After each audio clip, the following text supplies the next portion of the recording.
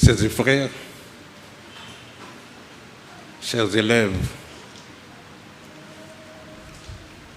connaissez-vous l'histoire de cette mère qui rentre dans la chambre de sa fille et qui trouve sur le lit une lettre? Elle imagine évidemment tout de suite le pire. Sur la lettre, il est écrit: chère maman, je t'écris pour te dire que j'ai quitté la maison pour aller vivre avec un copain que je viens de rencontrer. Nous allons former une très grande famille dans la forêt. À propos, je suis enceinte, mais ne t'inquiète pas, car même si j'ai 17 ans, et je suis certaine que mon copain m'aidera du haut de ses 58 ans et que nous serons heureux grâce à tout l'argent qu'il y avait à la maison et que nous avons pris pour subsister. Quelle drôle lettre! Et au bas de la lettre, le post-scriptum ajoute: je te raconte n'importe quoi, maman. C'est une blague. C'était juste pour te dire que dans la vie, il y a des choses beaucoup plus importantes que mon mauvais bulletin scolaire que tu trouveras sur la table de nuit. Sœurs et frères, il y a des paroles que, comme cette mère, nous ne voulons pas entendre, personne. Et que parfois, nous n'écoutons pas. Nous n'avons pas besoin d'entendre ces paroles, en attendant une vérité plus acceptable. Et l'évangile que nous venons d'entendre nous confronte à première vue à des paroles très dures et qui ont souvent été trop moralisées.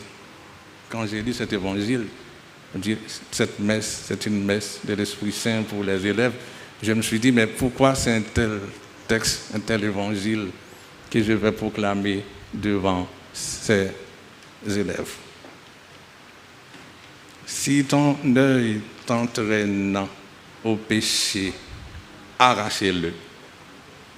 Si ta main t'entraîne au péché, arrache-la. Peut-être que nous les écoutons parfois en attendant un post-Christum de Jésus qui nous dirait simplement: dites, j'exagère, aimez-vous les uns les autres et tout ira bien. Mais aujourd'hui, la radicalité de l'Évangile ne doit pas nous faire peur. Elle nous invite sans doute à redécouvrir que dans toute histoire humaine, il y a chaque jour des deuils à faire afin de grandir.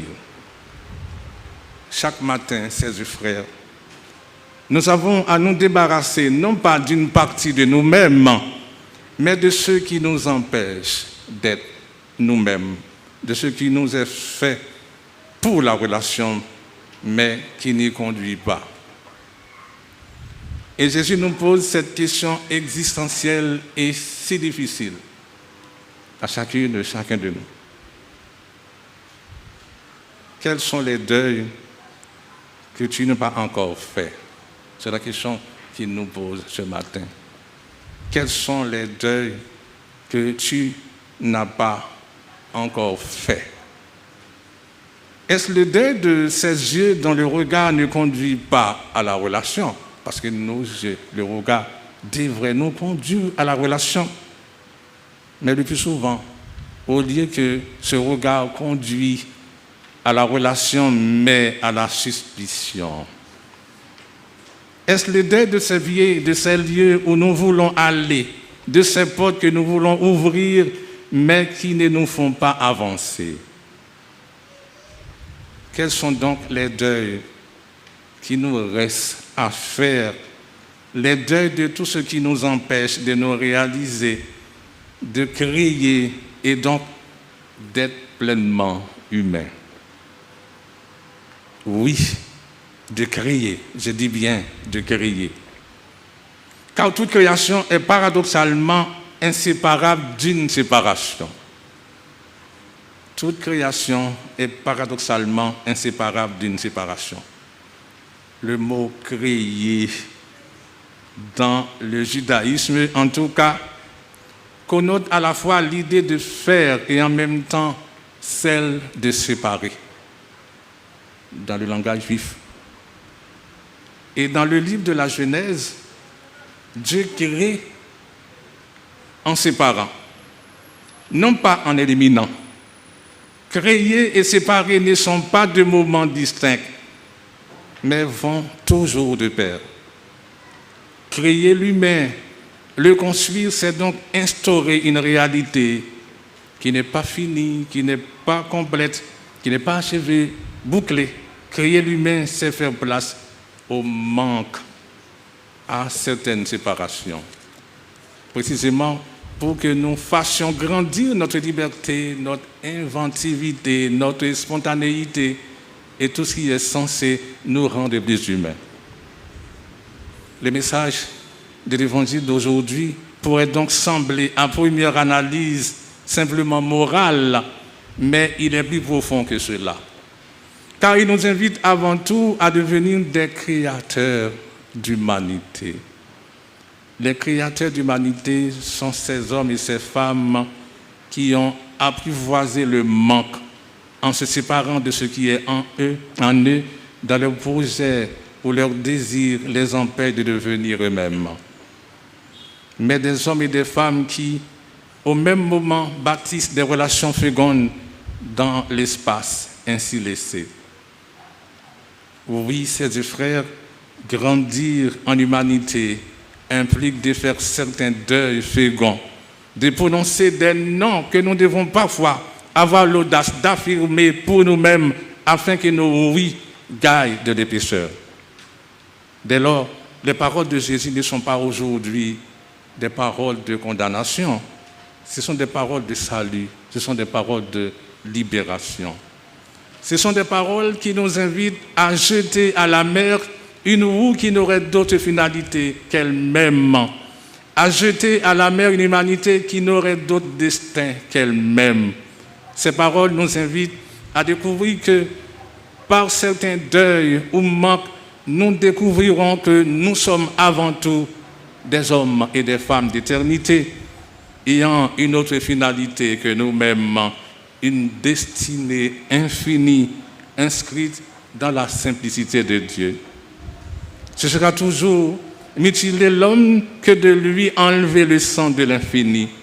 Mais ce sera en séparant d'un destin fini et tourné vers lui que l'homme créa sa destinée infinie inscrite en Dieu. Si certaines phrases, ces frères de l'Évangile, nous semblent si difficiles à entendre, c'est peut-être parce que nous ne voulons pas y voir une profonde vérité humaine.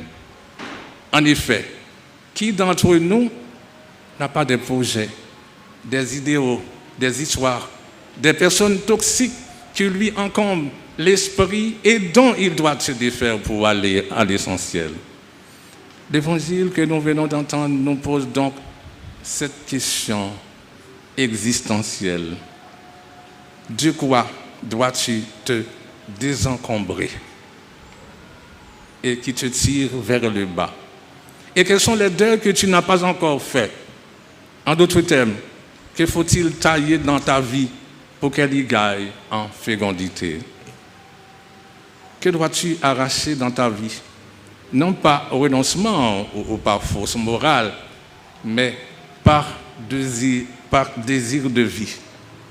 Finalement, quelle image de toi dois-tu abandonner? Évidemment, au cours de notre existence, il peut nous arriver d'hésiter, de trébucher. Le désespoir, la colère, la culpabilité ou la jalousie peuvent nous envahir, alourdir notre cœur et rendre difficile notre marche. Mais c'est peut-être justement dans ces moments-là lorsque nous nous sentons alourdis, qu'il nous faut séparer de ce qui nous empêche d'avancer. Parce que la taille prépare les fruits. Si ta main, c'est-à-dire ta manière de faire et d'agir, si ton pied, tous ces lieux qui t'attirent, si ton œil, tes envies, tes projets risquent de t'entraîner loin de la vie, à la périphérie de ton être, alors ne joue pas avec le feu. Ne te fie pas à ta force. Coupe-les. Alors de quoi devons-nous séparer, ces frères? C'est la question importante que nous devons poser. Nous seuls pouvons répondre à cette question. Je pense que chacune et chacun. Nous venons de dire plus haut, peut-être est-ce cet œil dont le regard ne conduit pas à la relation, mais à la suspicion. Peut-être est-ce de ce pied, de ces portes que nous voulons ouvrir, mais qui ne nous font pas avancer. Peut-être même est-ce de ces idées, de ces projets qui nous tirent vers le bas, alors que nous croyons qu'ils nous poussent en avant. Pourquoi cultiver en nous ce qui nous amène à verser dans la suspicion plutôt que dans la confiance? Pourquoi? Je pense que c'est une qualité que nous devons développer tous les jours. Pourquoi cultiver en nous ce qui nous amène à verser dans la suspicion plutôt que dans la confiance? À tomber dans la peur plutôt que dans l'espérance? Dans le devoir plutôt dans la gratuité? En fait, nous nous mentons bien souvent à nous-mêmes. Nous faisons tout comme si notre croissance pouvait être infinie. Et dans notre culture qui a si peur de la mort, et nous sommes plutôt habitués à garder, conserver, amasser, collectionner, qu'à mettre de côté et faire des deuils. Bien plus, et c'est souvent l'inutile qui est mis de côté. Mais l'évangile que nous venons d'entendre ne nous invite pas à retirer l'inutile et l'improductif. Il le met même au centre. L'évangile ne dit pas, si ta main ne sert à rien, coupe-la, mais si ta main est une occasion de chute. Et la question est donc toute simple. Quelles sont ces pierres d'achoppement qui nous font trébucher sur le chemin du royaume? Qu'est-ce qui est pour toi une occasion de chute? Et vous l'aurez remarqué, après avoir parlé de la chute des autres, le texte insiste à 6 reprises sur notre propre chute. Qu'est-ce qui est pour nous une occasion de chute? Pour nous. Ce à quoi nous sommes convoqués, c'est à la vie en abondance, la vie sans déclin. Et sur ce chemin, chaque deuil peut nous aider à faire grandir cette vie en plénitude, nous aider à surmonter notre désir de réussite pour couper court à ce qui nous tire vers le bas. Voilà ce à quoi l'Évangile nous invite. Couper court à ce qui mutile l'humain. Pour cela, il faut justement apprivoiser le manque en nous séparant de ce qui nous, dans nos projets ou nos désirs, nous empêche d'avancer. Couper court à ce qui nous tire vers le bas, c'est bâtir des relations fécondes dans l'espace, ainsi laissées par nos deuils, par nos manques. Couper court à ce qui nous tire vers le bas, c'est-à-dire certains renoncements féconds. S'inscrire en faux contre ce qui mutile l'humain pour que nos engagements gagnent de l'épaisseur. L'Évangile viendra toujours à contre-courant avec cette subversive promesse d'une décroissance heureuse qui ne déçoit pas lorsqu'on s'y risque. Voilà ce chemin, chers frères, d'audace et d'humilité. Inutile pour certains, mais que nous donne utilement d'accueillir en nous, au milieu de nous, celui qui nous dépasse infiniment. L'Évangile de ce jour nous invite à nous désencombrer. En effet, qui d'entre nous n'a pas des projets, des idéaux, des activités, des personnes toxiques qui lui encombrent l'esprit et dont il faut se défaire? Le texte parle de scandale, pas de scandale qui choque comme dans la paresse, mais le scandale comme une occasion de chute. Celui qui amène une personne à verser dans la suspicion plutôt que la confiance, dans la peur de l'autre. Et pour conclure, disons un petit mot pour les élèves. L'année scolaire donc va commencer bientôt, je pense, c'est mardi. Vous allez vous mettre au travail, chers élèves. Mettez-vous au travail. On n'a jamais fini d'apprendre. Toute notre vie, Nous avons besoin d'apprendre. Nous avons besoin de développer notre intelligence. On a besoin d'apprendre tout le temps. Et nous devons donc nous laisser enseigner, nous laisser grandir. Nous avons besoin maintenant, nous avons besoin des maîtres pour nous aider. Et nous devons donc nous laisser instruire, enseigner. Celui qui ne veut pas apprendre ne réussira pas sa vie. Son intelligence ne sera pas développée. Non seulement nous avons besoin de développer notre intelligence, mais nous avons besoin d'apprendre à remplir notre cœur, apprendre à aimer, à se comporter mieux avec les autres, en classe, à la récréation, à la maison, de ne jamais faire du mal à personne, à l'autre. Et nous devons toujours poser la question, comment je vais aider ceux et celles qui ont des difficultés? Je dois refaire la paix. C'est tout au long de notre vie que nous avons besoin de ne rien faire, de ne pas faire du mal aux autres. Il faut se soutenir. Demandons à l'Esprit Saint de nous donner la grâce de faire toujours le bien pendant toute notre vie. Amen.